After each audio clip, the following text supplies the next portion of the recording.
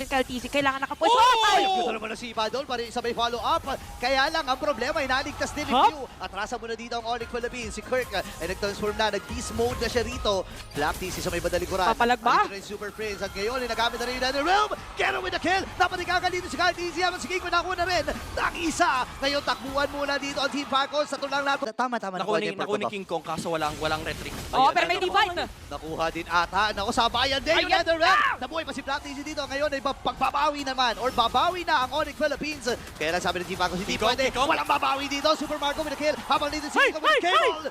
Tumama yung cut shot. Hinabol din ito si Black TC. Pinagsasapak. Pero naka-double kill na kagad dito si King Kong. Information na rin kung nasaan ang ilan sa mga players. Grabe no, 10 minutes pero ganito ka-intense. First Lord pa lang yan! Ay! Super Makmak ang makakakuha ng Lord. Ngayon, ito na yung pagsabay mula sa Onyx Philippines. Nakakuha na isa dito si King Kong.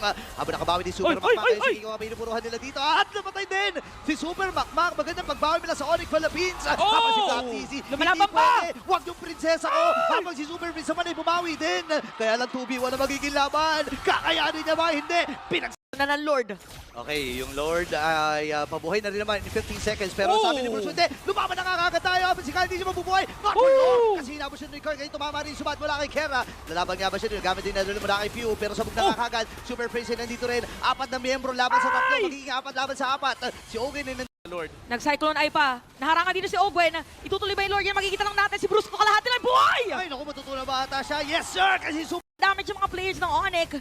Pero Team Falcons talagang tuloy-tuloy lang ang pagbibigay ng pressure. Again, sino nga ba talaga ang mamuno sa bagong era? Yan ay, na! naku, sakto yung flicker, pero nabitawan din yung Nether Realm. Mula din yung Super Prince, kayo naman nilalaban din ang Team Falcons. Ako na kagad, Kera kagad ang namatay. Yung main damage dealer ng Onyx Philippines, Kirk with a flicker. Atras muna sila dito, pero matagumpay. Walang Ang Nether Realm, pag-depensa habang si Kingo andito, umaamba-amba din lamang. Andito na yung wave ng kanilang mga minions. Pwede niyang hawakan ito, kaya lang ang problema, masakit din. Yung mga hampas mula dito sa Team Falcons.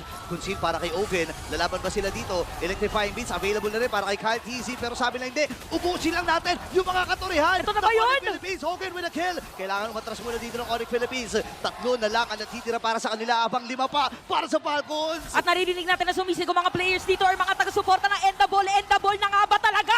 Nasa raduhan, pero endable na nga magiging call ng Team Falcons. King Pero Kong! sabi ni King Kong, hindi ako Lumalaban papayag. pa! Hindi ako papayag na ma-end kagad itong laban na ito. Yung mga Pipilitin minion! mo ang pass ni Ogwen, pero hindi siya aabot doon.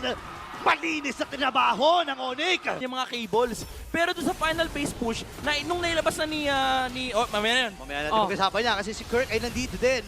Kailangan niya Ayan na! dito. Ayan Pero na! masakit yung Ayan damage na! nila kay Kera. Habang nagamit na rin lang sa bayan King Kong, King Kong. May ibig din. Si Kyle, si Pero Kyle, sabi si ni TC, Kyle! Pwede natin go. Kyle TC sa may badalig ko na. Pero Super Friends!